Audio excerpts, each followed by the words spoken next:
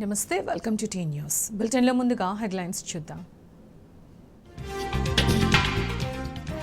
ఇవాళ కామారెడ్డి సిరిసిల్ల జిల్లాలో కేటీఆర్ పర్యటన, పార్లమెంటు ఎన్నికలకు బీఆర్ఎస్ శ్రేణుల సన్నద్ధం. కాలువల్లో నీళ్లివ్వరు, బోర్లకు కరెంట్ ఇవ్వరు, రాష్ట్ర ప్రభుత్వ తీరుతో ఎండుతున్న పంటలు. రాజస్థాన్లో ఇవాళ రేపు పెట్రోల్ బంకుల బంద్, వ్యాట్ తగ్గించాలని డీలర్ల డిమాండ్.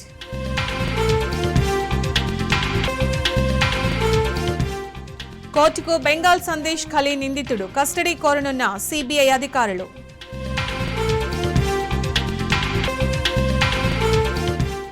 ఫ్రెంచ్ ఓపెన్ ఫైనల్ కు సాత్విక్ చిరాగ్, సెమీస్ లో వరల్డ్ ఛాంపియన్స్ పై గెలుపు.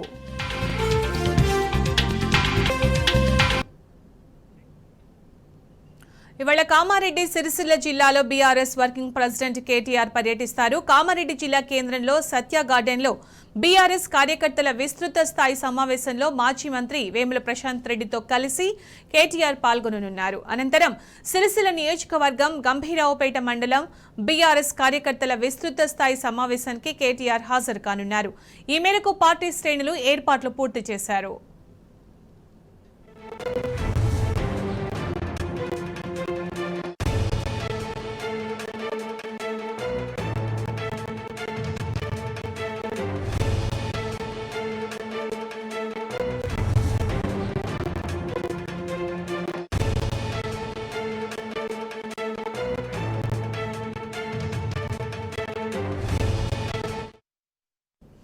ఇక ఇదే అంశానికి సంబంధించి పూర్తి సమాచారం మా ప్రతినిధి రవీందర్ అందిస్తారు. రవీందర్, కేటీఆర్ కామారెడ్డి పర్యటనకు సంబంధించి అప్డేట్స్ ఏంటి రవీందర్?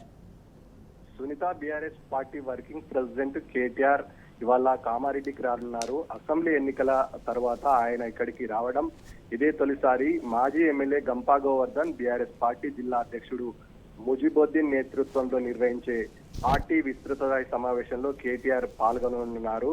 కామారెడ్డి నియోజకవర్గానికి చెందిన బీఆర్ఎస్ కార్యకర్తలు, ముఖ్య నాయకులతో, మాజీ సర్పంచ్లు, ఎంపీటీసీలు, జెడ్పీటీసీలు, ఎంపీపీలతో వివిధ హోదాలో ఉన్న వారందరూ ఈ కార్యక్రమానికి హాజరు కానున్నారు. ఈ సమావేశంలో అసెంబ్లీ ఎన్నికల ఓటమి తర్వాత సమీక్షపై ఈ రోజు భవిష్యత్ కార్యాచరణ, పార్లమెంట్ వ్యవహారాలపైన చర్చించే అవకాశం ఉంది. ఎన్నికలకు వ్యూహంలో అనుసరించే విధానాలపైన కేటీఆర్ క్యాడర్ కు దశా దిశ నిర్దేశం చేయనున్నారు. రాష్ట్రంలో కాంగ్రెస్ పార్టీ అధికారంలోకి వచ్చిన 3 నెలలు అయినప్పటికీ ఎన్నికల్లో ఇచ్చిన హామీలు ఇప్పటి వరకు అమలు చేయలేదు. అనుగుణంగా ఇక్కడ చూసిన ప్రోటోకాల్ ఉల్లంఘన కొనసాగుతుంది. క్యాడర్ లో జోష్ నింపేందుకు, ఈ అవకాశాన్ని సద్వినియోగం చేసేందుకు అసెంబ్లీ ఎన్నికల అనంతరం కామారెడ్డి నియోజకవర్గంలో ఇవాళ నిర్వహించే బీఆర్ఎస్ పార్టీ విస్తృత స్థాయి సమావేశంలో అత్యంత ప్రాధాన్యత సంతరించుకుందని చెప్పొచ్చు. ఉమ్మడి నిజామాబాద్ జిల్లాలో 9 నియోజకవర్గాల్లో కేటీఆర్ హాజరవుతారు.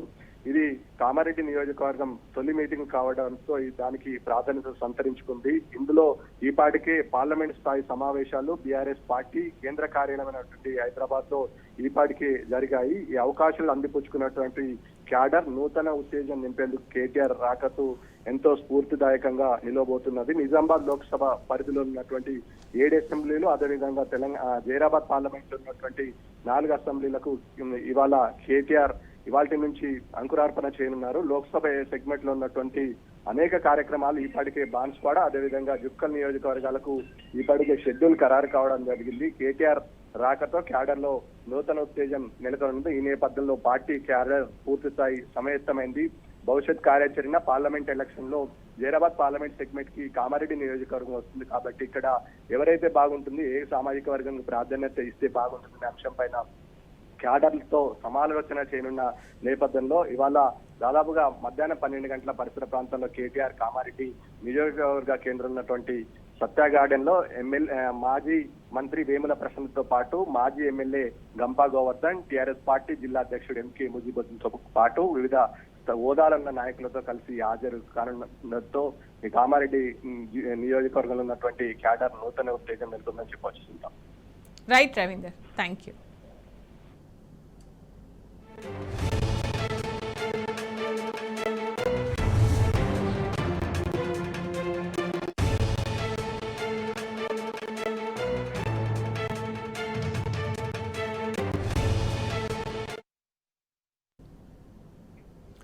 10 ఏళ్ల తర్వాత మరో పోరాటానికి కరీంనగర్ వేదిక అవుతోంది. పార్లమెంటు ఎన్నికల సమర శంఖం పూరించడంతో పాటు కాంగ్రెస్ ప్రభుత్వ ప్రజా వ్యతిరేక విధానాలను ఎండగట్టేందుకు గులాబీ దండు అస్త్రాలు సిద్ధం చేసుకుంటోంది. తెలంగాణ ఉద్యమానికి ఊపిరి పోసిన కరీంనగర్ గడ్డపై నుంచి మళ్లీ ఉద్యమ స్ఫూర్తితో కేసీఆర్ అడుగులు ముందుకేయబోతున్నారు.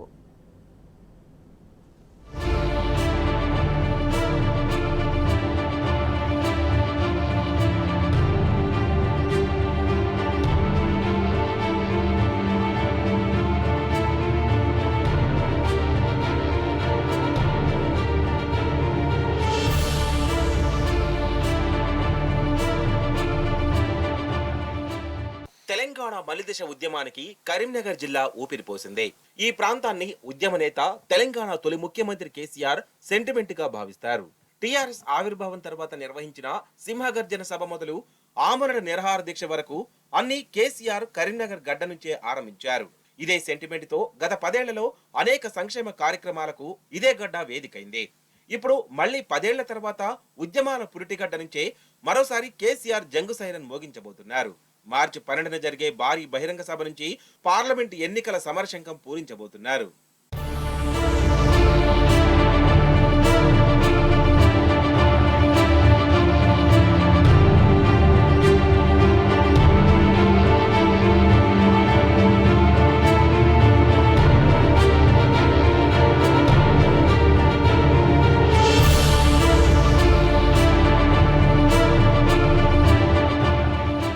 పదేండ్లు తెలంగాణను అన్ని రంగాల్లో కేసీఆర్ నెంబర్ 1 గా నిలిపితే ఈ కాంగ్రెస్ సర్కార్ మాత్రం వచ్చిన 3 నెలల్లో పరిస్థితిని తలకిందులు చేసింది.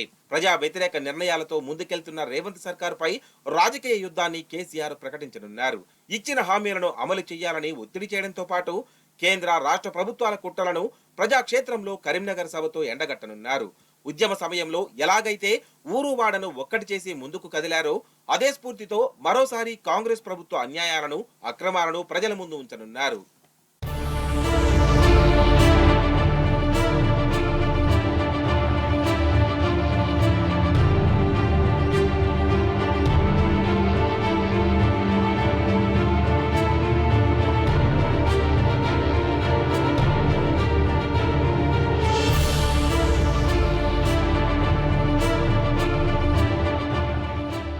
కాంగ్రెస్ అలవికాని హామీలతో అధికారంలోకి వచ్చింది. రైతు భరోసా, 2 లక్షల రుణమాఫీ అమలు చేయకుండా రైతులను మోసం చేసింది. ఉద్యోగాల భర్తీ విషయంలో నిరుద్యోగ యువతను మోసం చేస్తోంది. 100 రోజుల్లోనే అన్ని హామీలు అమలు చేస్తామని చెప్పి ఇప్పుడు వాటిని దాటవేసే ప్రయత్నం చేస్తుండటంపై ప్రజల ముందు దోషులుగా బీఆర్ఎస్ నిలబెట్టనుంది.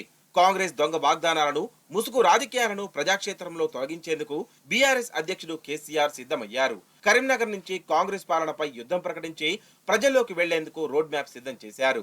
ఈ నెల 12న జరిగే సభ నుంచి బీఆర్ఎస్ శ్రేణులకు, క్యాడర్కు పోరాటంపై కేసీఆర్ దిశానిర్దేశం చేయనున్నారు.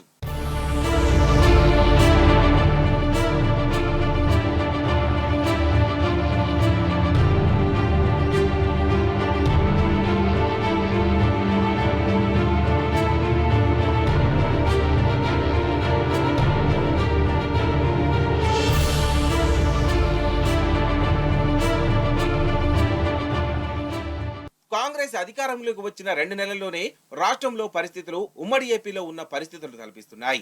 గత 10 ఏళ్లలో బీఆర్ఎస్ సాధించిన అభివృద్ధి విజయాలకు పూర్తి భిన్నంగా పాలన చేస్తే మరోసారి తెలంగాణ ప్రజల నోట్లో కాంగ్రెస్ మట్టి కొడుతోంది.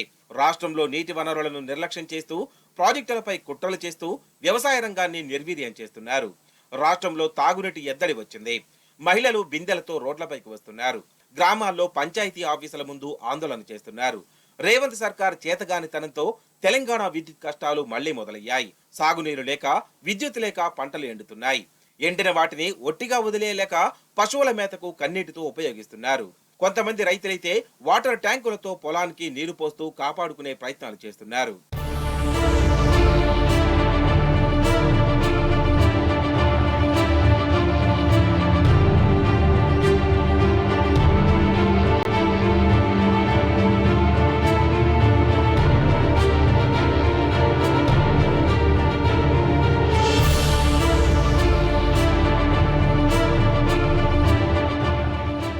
కృష్ణా ప్రాజెక్టులను పూర్తిగా కేంద్రానికి అప్పగించేలా కాంగ్రెస్ సర్కారు తీసుకున్న నిర్ణయాన్ని కూడా బీఆర్ఎస్ ఇప్పటికే ప్రజల ముందు ఉంచింది. కాంగ్రెస్ చేసిన తప్పును అసెంబ్లీ సాక్షిగా ఎండగట్టింది. ఇప్పుడు కాళేశ్వరంపై చేస్తున్న నానా యాగికి కూడా బీఆర్ఎస్ చెక్ పట్టింది. చలో మేడిగడ్డతో కాళేశ్వరం గొప్పతనం, ఆవశ్యకతను ప్రజలకు బీఆర్ఎస్ వివరించింది.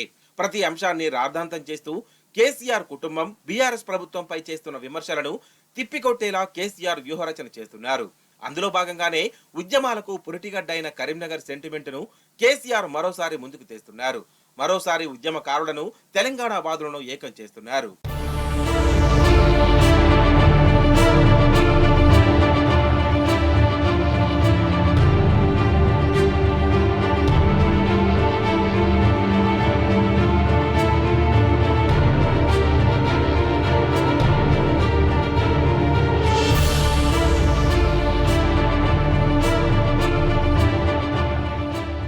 అయితే ఇప్పుడు బీఆర్ఎస్ అధినేత కేసీఆర్ ప్రజా సమస్యల ఎజెండానే ప్రజాక్షేత్రంలోకి వెళ్తున్నారు.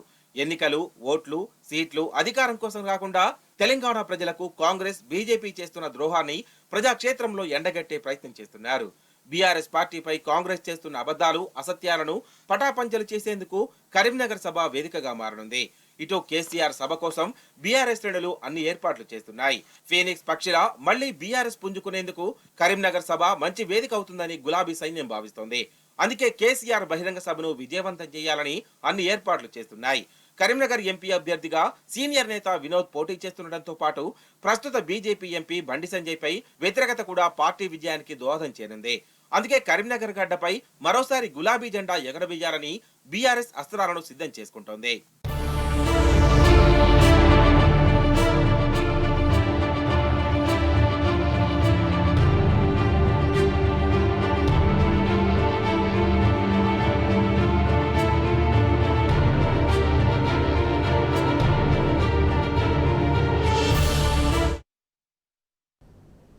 వేతనాల కోసం వైద్య సిబ్బంది పడిగాపులు కాస్తున్నారు. రాష్ట్ర సర్కారు 3 నెలలుగా జీతాలు ఇవ్వక ప్రాథమిక ఆరోగ్య కేంద్రాల్లో పనిచేసే సిబ్బంది అష్ట కష్టాలు పడుతున్నారు. వైద్య శాఖ మంత్రికి విజ్ఞప్తి చేసినా ఫలితం లేకపోవడంతో ఆందోళన చెందుతున్నారు. వేతనాల కోసం ఆందోళన బాట పెట్టేందుకు వైద్యులు, వైద్య సిబ్బంది సిద్ధమవుతున్నారు.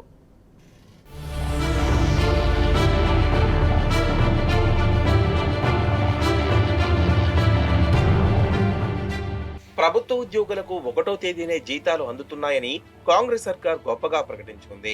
కానీ ప్రాథమిక ఆరోగ్య కేంద్రాల్లో పనిచేస్తున్న మెడికల్ ఆఫీసర్స్, పల్లె దవాఖానాల్లో పనిచేసే మిడ్ లెవెల్ హెల్త్ ప్రొవైడర్లకు మాత్రం 3 నెలలుగా జీతాలు ఇవ్వడం లేదు. రేవంత్ సర్కార్ పగ్గాలు చేపట్టినప్పటి నుంచి నేటి వరకు జీతాలు అందక సిబ్బంది ఆందోళన చెందుతున్నారు. నేషనల్ హెల్త్ మిషన్ కింద నియమితులైన వైద్యులే కాదు, సెకండ్ ఏఎన్ఎంలు, ఆశా కార్యకర్తలకు కూడా వేతనాలు నెల అందడం లేదు. ఏపీలో ప్రతి నెల జీతాలు సరిగ్గా ఇస్తుంటే తెలంగాణలో మాత్రం కేంద్ర నిధులు రాలేదని ప్రభుత్వం చెప్పడంపై విమర్శలు వెల్లువెత్తుతున్నాయి. ప్రభుత్వం స్పందించకపోతే ఆందోళన బాట పట్టేందుకు మెడికల్ ఆఫీసర్లు, ఎంఎల్పీహెచ్పీలు సిద్ధమవుతున్నారు. ఇదే జరిగితే మండల, పల్లె ప్రజలకు వైద్య సేవలకు ఇబ్బందులు తలెత్తే అవకాశం ఉంది.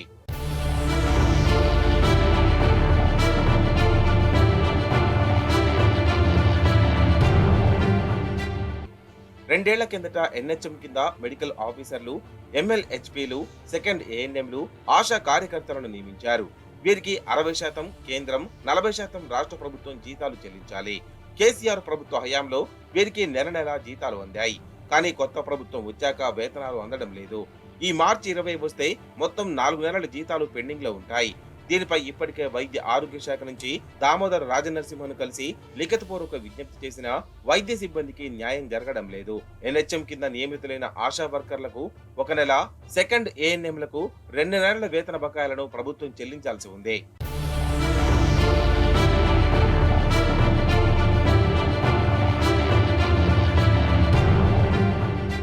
పిహెచ్సిలో మెడికల్ ఆఫీసర్లు, పల్లె దవాఖానాల్లో ఎల్ఎంహెచ్పీలు కీలక పాత్ర పోషిస్తారు.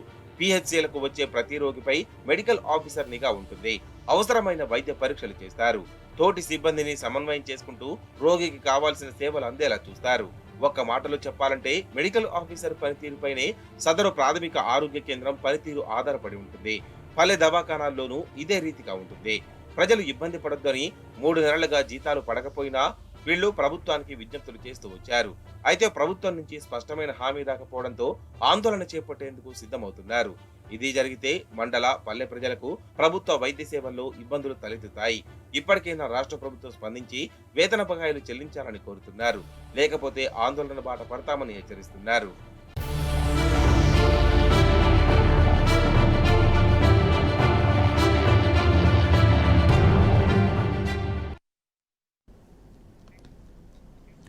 బీఎస్పీ పొత్తులకు సంబంధించి కొన్ని మీడియాలో వస్తున్న కథనాలపై స్పందించారు తెలంగాణ బీఎస్పీ అధ్యక్షుడు ఆర్ఎస్ ప్రవీణ్ కుమార్. ఏ జాతీయ పార్టీలతో కానీ ఎన్డీఏ, ఇండియా కూటములతో పొత్తు పెట్టుకోవద్దని మాయావతి స్పష్టంగా చెప్పారన్నారు.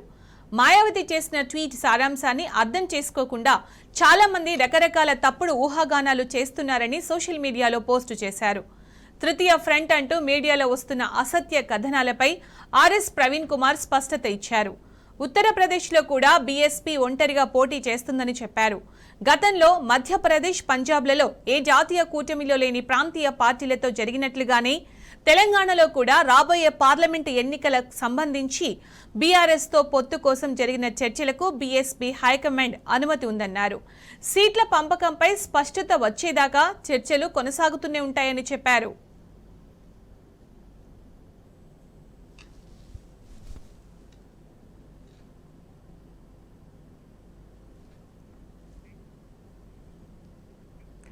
కాంగ్రెస్ పాలన అంటేనే దగా అని, అన్ని వర్గాలను ఆ పార్టీ మోసం చేస్తుందని మండిపడ్డారు మాజీ మంత్రి ఎమ్మెల్యే హరీష్ రావు.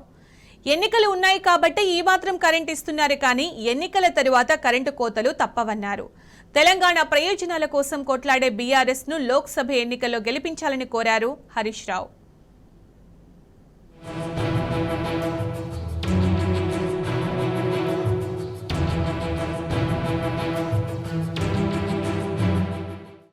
అన్ని విధాలుగా కాంగ్రెస్ పార్టీ ప్రజల్ని దగా చేస్తోందని మండిపడ్డారు మాజీ మంత్రి హరీష్ రావు.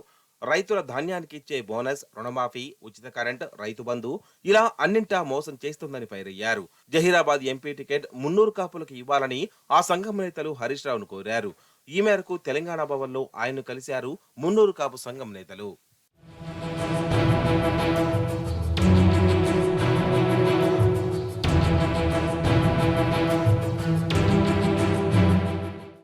కేసీఆర్ ఉండగా రాష్ట్రంలో ఏ రోజు కరెంటు పోలేదని, నిన్న ఒక ఊరికి వెళ్తే కరెంటు కోతలు మొదలయ్యాయని రైతులు ఆవేదన చెందారని తెలిపారు. 10 ఏళ్లలో ఎలాంటి బాధ లేకుండా చూసుకున్నామన్నారు హరీష్ రావు. కాంగ్రెస్ 100 రోజుల్లో 13 హామీలు అమలు చేస్తామని చెప్పిందని, డిసెంబర్ 9 నాడే రుణమాఫీ అందని, ఎన్ని తేదీలు మారినా రుణమాఫీ కావడం లేదని విమర్శించారు. ఆ పార్టీ గురించి చెప్పుకుంటూ పోతే మొత్తం 420 దగాలు ఉన్నాయని వివరించారు.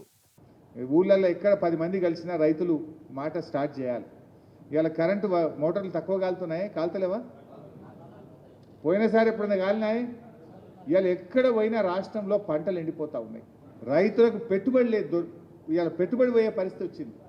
రైతు బంధు రాకపోయే అప్పు తెచ్చి పెట్టుకున్న పెట్టుబడి కూడా ఇవాళ పంటలు ఎండిపోయి బర్లకు వదిలి పెట్టిండ్రు, గొర్రెలు మేకలు గిడిచిపెట్టిన పరిస్థితి ఇవాళ కనబడుతుంది. ఇంకా భయం అవుతుంది. ఇంక ఇప్పుడు మార్చి ఫస్ట్ వీక్లోనే ఉన్నాం. మార్చి నెలాఖరికల్లా ఇంకా ఎండలు ముదిరితే అసలు ఏమవుతుందా అనేటువంటి పరిస్థితి ఇలా రైతులు ఆందోళనలో ఉన్నారు. కేసీఆర్ ఉండగా ఎప్పుడు ఈ పరిస్థితి లేకుండే, కానీ ఇలా పెద్ద పరేషాన్ పడ్డది రైతులందరికీ కూడా. రైతుల పక్షపాతిగా కేసీఆర్ పనిచేసిండు. కష్టపడి మనం తనలాడుకున్నాం రైతుల కోసం. రైతు బంధు అనేది మనం ఏమైనా ఓట్ల కోసం చెప్పినాడే, ఓట్లు లేకపోయినా కేసీఆర్ రైతు బంధు స్టార్ట్ చేసిండు, రైతు బీమా స్టార్ట్ చేసిండు. రైతు బీమా ఒక ధైర్యం ఇచ్చింది రైతులకు. ఇట్లా కొన్ని మంచి కార్యక్రమాలు జరిగినాయి. మరి మీరందరూ కూడా దయచేసి గ్రామాల్లో ఎక్కడికక్కడ చర్చ పెట్టి మన ఈ రైతుల హక్కులు కాపాడుకోవాలంటే, రైతులను సంఘటితం చేయాలంటే మనమందరూ రైతులంతా ఒక్కటి కావాలి. ఈ కాంగ్రెస్ పార్టీ గుణపాఠం చెప్పాలి.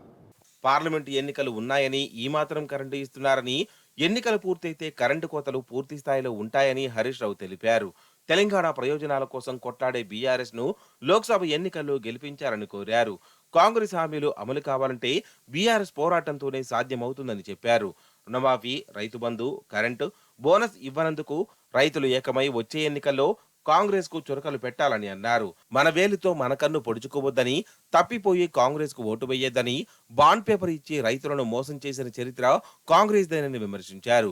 పార్లమెంట్ ఎన్నికల్లో కాంగ్రెస్ ఓడితేనే హామీలు అమలవుతాయని తెలిపారు.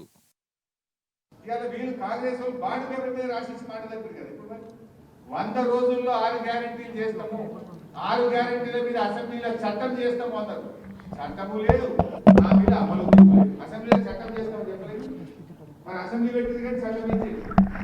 చట్టం చేయలేదు, 6 గ్యారెంటీలు అమలు చేయలేదు. మరి అమలు చేయకపోయినా కాంగ్రెస్ పార్టీ ఓటేయడం అంటే మన ఏంటో మనకు కనుగొడుతున్నట్లయితే 6 గ్యారెంటీలు ఎగబెట్టింది కదా, ఎగబెట్టాక మళ్ళీ ఎట్లా ఓటేస్తాం? మనం నమ్ముతలేరని చెప్పి ప్రజలు వాళ్ళు బాండ్ పేపర్లు వంచి, నోటరీలు వంచి, ఒట్లు పెట్టి నమ్మబలికి ఇవాళ అధికారంలో గద్దెనెక్కి 100 రోజులైనా సప్పులు లేదు కదా. చెయ్యకుండా మరి పార్లమెంట్ ఎన్నికల్లో మనం తప్పిపోయి ఓటేసినాం అనుకో, ఏమంటారు? అరే మేము ఎగబెట్టినా వేసిండ్రు పోయి, ఇక అవసరం లేదు చేసుడు అన్నారా? బిడ్డ నువ్వు మోసం చేసినావు, బాండ్ పేపర్ వంచి మా రైతులకు మోసం చేసినావు, అందుకే మేము కాంగ్రెస్ పార్టీని ఓడగొట్టినామని చెప్పి తీర్పిస్తే అప్పుడు వీళ్ళు చక్కగా అవుతారు, అవన్నీ అమలయ్యే అవకాశం ఉంటుంది. రుణమాఫీ కాంగ్రెస్ ఓడితేనే రుణమాఫీ అమలవుతుంది. కాంగ్రెస్ ఓడితేనే 15,000 రైతు బంధు వస్తుంది. కాంగ్రెస్ను ఓడగొడితేనే 500 రూపాయల బోనస్ వస్తుంది. 2 సార్లు గెలిపిస్తే పార్టీని మోసం చేసిన చరిత్ర బీబీ పాటిల్ది అని ఆగ్రహం వ్యక్తం చేశారు హరీష్ రావు. మున్నూరు కాపులకు జహీరాబాద్ ఎంపీ టికెట్ వినతిని అధినేత కేసీఆర్ దృష్టికి తీసుకెళ్తానని భరోసా ఇచ్చారు.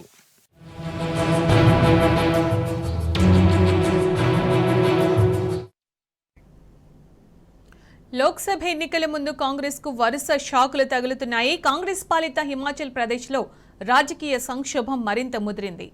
6 రెబల్స్ తో పాటు మొత్తం 9 మంది బీజేపీలో చేరారు. మరోవైపు మధ్యప్రదేశ్లోనూ పలువురు కాంగ్రెస్ నేతలు కాషాయ కండువాలు కప్పుకున్నారు. సార్వత్రిక ఎన్నికల ముందు కాంగ్రెస్ పార్టీకి దెబ్బ మీద దెబ్బ తగులుతోంది. హిమాచల్ ప్రదేశ్ లో పొలిటికల్ క్రైసిస్ ముగియడం లేదు. 6 కాంగ్రెస్ లెబర్స్ తో పాటు 3 ఇండిపెండెంట్లు బీజేపీలో చేరినట్లు తెలుస్తోంది.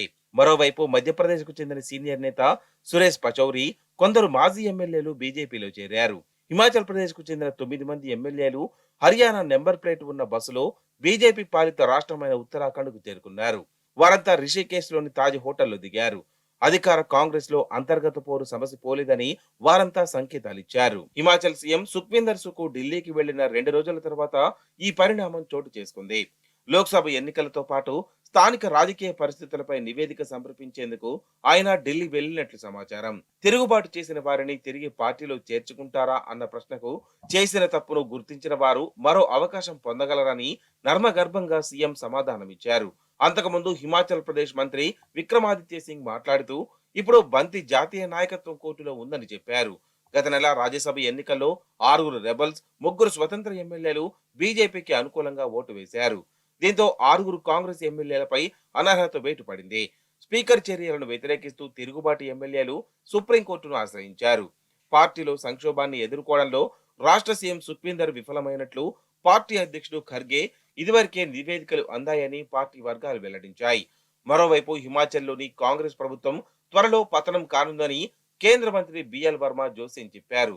సుఖు ప్రభుత్వం అంతర్గత విభేదాలతో అల్లాడిపోతుందని, దీనివల్ల ఆ ప్రభుత్వం ఎంతో కాలం మనుగడ సాగించలేదని చెప్పారు.